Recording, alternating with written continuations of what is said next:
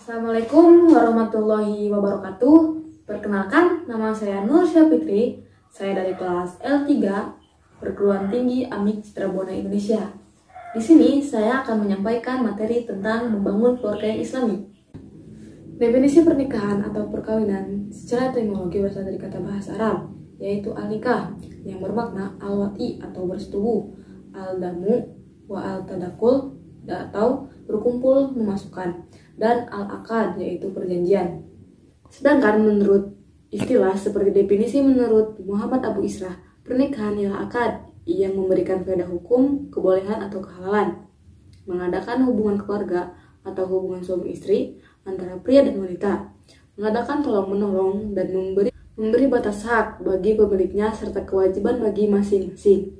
Sedangkan pengertian perkawinan dalam Undang-Undang Nomor 1 Tahun 1974 tentang perkawinan bab 1 pasal 1 yang berbunyi, perkawinan ialah ikatan lahir dan batin antara seorang pria dan wanita, seorang suami istri dengan tujuan membentuk keluarga atau rumah tangga yang bahagia dan kekal abadi berdasarkan ketuhanan yang Maha Esa.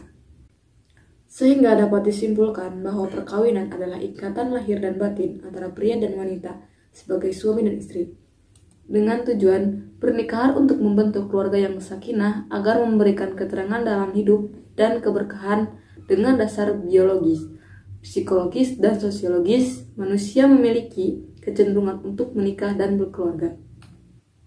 Hukum pernikahan dalam Islam, hukum asal menikah menurut jumhur ulama atau mayoritas Islam adalah sunnah atau dianjurkan. Di samping itu ada yang memandangnya wajib menurut golongan Zahiriyah dan sebagian ulama mazhab Syafi'i atau Syafi'iyah. Hukum asal pernikahan adalah mubah atau boleh. Hal ini menyatakan perintah menikah berdasarkan surat An-Nur ayat 32. Namun, mayoritas menghukumi pernikahan sebagai sunnah. Adapun hukum asal menikah adalah sunnah dalam Islam menurut ahli fikih atau fuqaha. Hukum menikah bisa berubah tergantung kondisi seseorang, yang dalamnya yaitu ada 5 hukum. Pertama yaitu wajib, kedua sunnah, ketiga mubah, keempat makruh, dan kelima haram. Selanjutnya ada syarat dan rukun pernikahan. Yang pertama yaitu calon pengantin, yaitu mempelai pria dan mempelai wanita. Yang kedua adalah wali dari mempelai perempuan yang memiliki hak secara syariat untuk menikahi calon perempuan kepada calon mempelai laki-laki. Yang ketiga ada saksi atau 2 orang yang menyaksikan secara langsung proses pernikahan. Keempat yaitu akad nikah, perjanjian atau ikatan dalam pernikahan. Yang kelima ada mahar, rukun pernikahan atau syarat bagi. Yang kelima ada mahar, rukun pernikahan atau syarat bagi sahnya Allah. Yang pertama yaitu calon pengantin. Pertama, calon pengantin pria. Syarat-syarat calon pengantin pria yaitu beragama Islam, laki-laki bukan banci atau yang belum jelas. Ketiga, jelas dan diketahui orangnya. 4, tidak dipaksa. 5, tidak sedang bernihram haji atau umroh. Keenam, bukan mahramnya. Ketujuh, tidak dalam beristri masih 4. 8, tidak mempunyai istri yang haram dipoligami dengan calon istrinya. Selanjutnya, mempelai pengantin wanita. Yang pertama yaitu beragama Islam atau ahli kitab. Yang kedua, terang perempuannya atau jelas perempuannya. Ketiga, terang orangnya atau kita mengetahui orangnya. 4, sepersetujuan dirinya kecuali yang wali mubzir dengan syarat-syaratnya. Yang kelima, tidak sedang berihram haji atau sedang umroh. Keenam, bukan mahramnya, baik mahram nasab, rodaah atau susuan, atau musyaharoh atau perkawinan. Ketujuh, tidak bersuami atau dalam idah orang lain. Yang terakhir, belum pernah diliaan atau dituduh berbuat zina oleh calon suaminya. Selanjutnya yaitu wali dari mempelai wanita. Syarat-syaratnya yaitu beragama Islam, balik atau dewasa, berakal sehat atau tidak gila. 4, merdeka. Kelima, laki-laki bukan banci atau wanita. 6. Dia adil. Ketujuh, tidak dalam perjalanan ihram. Adapun wali nasab, yaitu bapak atau kakek, orang tua bapak, dan seterusnya ke atas. Kedua, saudara laki-laki kandung sebapak seibu. 3. Saudara laki-laki sebapak lain ibu. 4. Keponakan laki-laki dari saudara laki-laki kandung. 5. Keponakan laki-laki dari saudara laki-laki sebapak dan seterusnya. 6. Paman, yaitu saudara dari bapak sekandung. 8. Anak-anak paman atau saudara sepupu. 9. Anak laki-laki paman atau sebapak. Yang 10. Hakim berlaku apabila 1. Wanita dari perempuan yang disebutkan tidak ada. 2. Berhalangan hadir. 3. Wali ada tapi mewakilkan kepada hakim. Dan 4. Bagi perempuan yang lahir tanpa pernikahan. Ketiga, saksi atau 2 orang saksi. Syarat-syaratnya yaitu 1. Beragama Islam. 2. Baligh atau dewasa. 3. Berakal sehat atau tidak gila. 4. Mereka merdeka. 5. Laki-laki atau 2 orang laki-laki. 6. Mereka adil. 7. Sedang tidak dalam perjalanan haji atau umroh. 8. Mereka tidak dipaksa. 9. Dapat melihat, berbicara, mendengar, serta paham apa maksud akad. Selanjutnya, akad nikah. Pertama, kedua orang yang akan melakukan akad seharusnya sudah baligh. Kedua, antara ijab dan qabul tidak dapat dipisah dengan perkataan atau perbuatan. 3. Antara ijab dan qabul harus satu tujuan. 4. Masing-masing yang melakukan akad dapat mendengarkan sebagian apa yang diucapkan oleh orang lain. Yang kelima, calon mempelai wanita harus disebut dalam ijab dan kabul, baik dengan nama terangnya maupun dengan nama hadomirnya. Yang selanjutnya yaitu mahar. Mahar adalah pemberian dari pihak laki-laki kepada pihak perempuan saat pernikahan. Jumlah dan jenis mahar tidak ditentukan dalam Islam, namun disesuaikan kemampuan laki-laki. Mahar harus mempunyai syarat sebagai harta atau barang berharga, barang yang suci, memiliki hak milik, dan jelas barangnya. Adapun konsep muhrim dalam makna Islam yaitu perempuan yang haram dinikahi. Pertama, haram dinikahi karena keturunan. Kedua, haram dinikahi karena satu susuan. Ketiga, haram pernikahan karena hubungan pernikahan. 3. Haram dinikahi sebab memadu 2 perempuan yang bersaudara kandung, adik kakak atau seayah seibu. Tujuan pernikahan, yaitu tujuan ini bisa ditinjau dari beberapa aspek, yaitu aspek biologis, aspek psikologis, dan aspek hukum. Secara yuridis, tujuan dari perkawinan yang dimuat dalam pasal 1 Undang-Undang Nomor 1 Tahun 1974, yaitu tujuan perkawinan adalah untuk menghalalkan hubungan suami dan istri, untuk memenuhi tuntutan kebutuhan biologis dan psikologis kemanusiaan, mewujudkan suatu keluarga dengan dasar cinta kasih, dan untuk memperoleh keturunan yang sah. Fungsi keluarga sakinah untuk menciptakan suasana yang harmonis. Adapun fungsi keluarga sakinah antara lain yaitu fungsi individual, fungsi sosial, dan fungsi spiritual. Mewujudkan keluarga sakinah. Keluarga adalah basis utama yang menjadi fondasi bangunan komunitas dan masyarakat dalam Islam. Islam membentuk sebuah konsep tentang keluarga yang didambakan, yaitu sakinah. Istilah keluarga sakinah, mawaddah warohmah, atau istilah lahir untuk membentuk keluarga yang sakinah mawaddah warohmah yaitu pertama, persiapan pernikahan. Kedua, proses pernikahan. ketiga, membangun keluarga. Mungkin hanya itu yang dapat saya sampaikan. Kurang dan lebihnya saya mohon maaf. Assalamualaikum warahmatullahi wabarakatuh. Kau bisa patahkan kakiku, tapi tidak mimpi-mimpiku. Kau bisa lumpuhkan tanganku, tapi tidak mimpi-mimpiku. Kau bisa merebut senyumku, tapi sungguh tak akan lama. Kau bisa merobek hatiku, tapi aku tahu obatnya. Manusia-manusia kuat, itu kita, jiwa-jiwa yang kuat. Itu kita, manusia-manusia kuat. Itu kita, jiwa-jiwa yang kuat. Itu kita.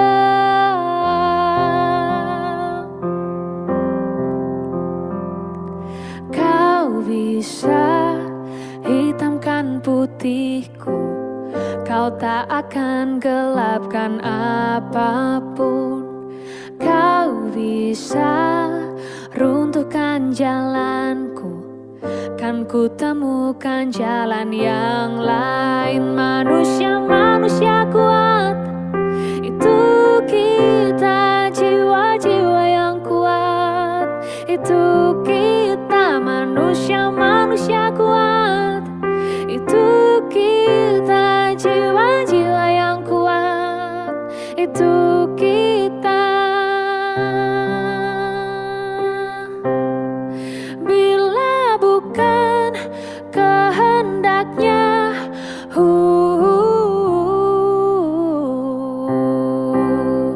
tidak satu pun culasmu akan bawa bahagia.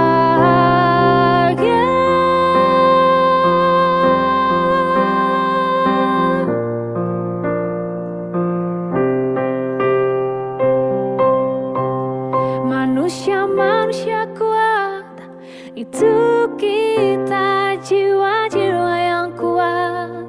Itu kita, manusia-manusia kuat. Itu kita, jiwa-jiwa yang kuat. Itu kita, manusia-manusia kuat. Itu kita, jiwa-jiwa yang kuat. Itu kita, manusia-manusia kuat. Itu kita, jiwa-jiwa yang kuat. Itu kita.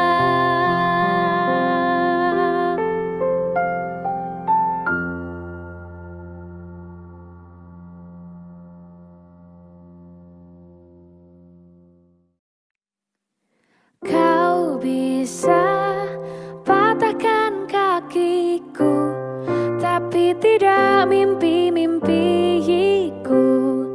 Kau bisa lumpuhkan tanganku, tapi tidak mimpi-mimpiku. Kau bisa merebut senyumku, tapi sungguh tak akan lama.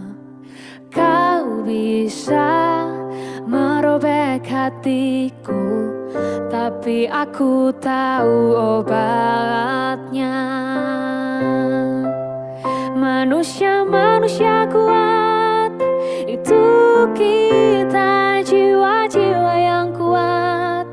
Itu kita, manusia-manusia kuat. Itu kita, jiwa-jiwa yang kuat. Itu kita.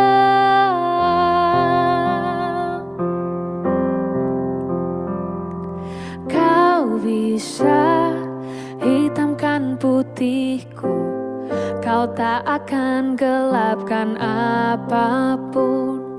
Kau bisa runtuhkan jalanku, kan ku temukan jalan yang lain. Manusia-manusia kuat, itu kita, jiwa-jiwa yang kuat, itu kita. Manusia-manusia kuat, itu kita, jiwa-jiwa yang kuat, itu kita.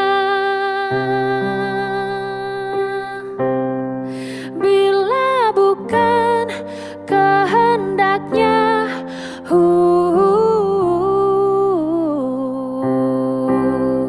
tidak satu pun julasmu akan bawa bahagia.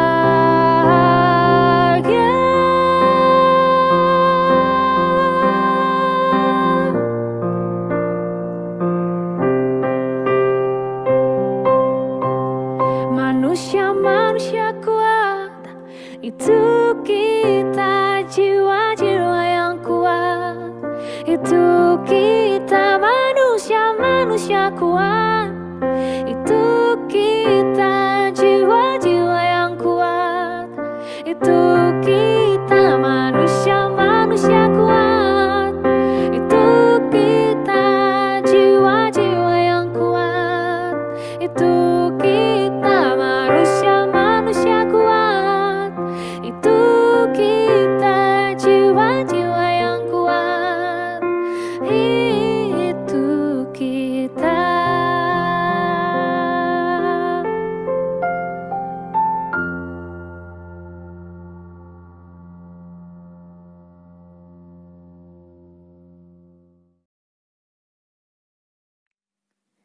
Kau bisa patahkan kakiku, tapi tidak mimpi-mimpiku. Kau bisa lumpuhkan tanganku, tapi tidak mimpi-mimpiku. Kau bisa merebut senyumku, tapi sungguh tak akan lama. Kau bisa merobek hatiku, tapi aku tahu obatnya.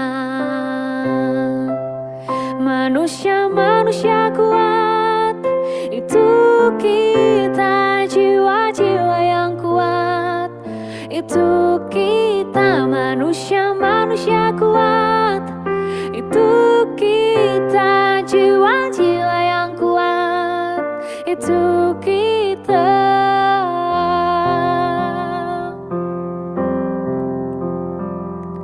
Kau bisa hitamkan putihku, kau tak akan gelapkan apapun.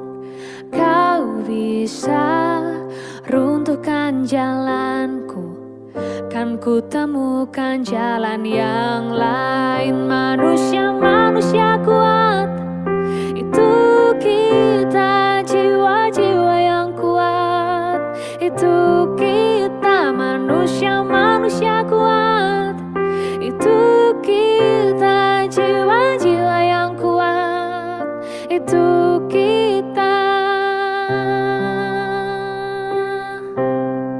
Bila bukan kehendaknya,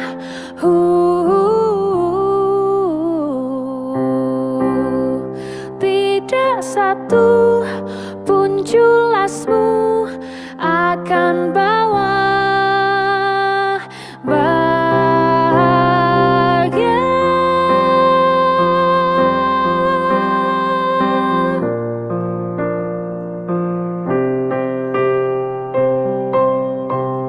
Manusia-manusia kuat, itu kita, jiwa-jiwa yang kuat, itu kita. Manusia-manusia kuat, itu kita, jiwa-jiwa yang kuat, itu kita. Manusia-manusia kuat, itu kita, jiwa-jiwa yang kuat, itu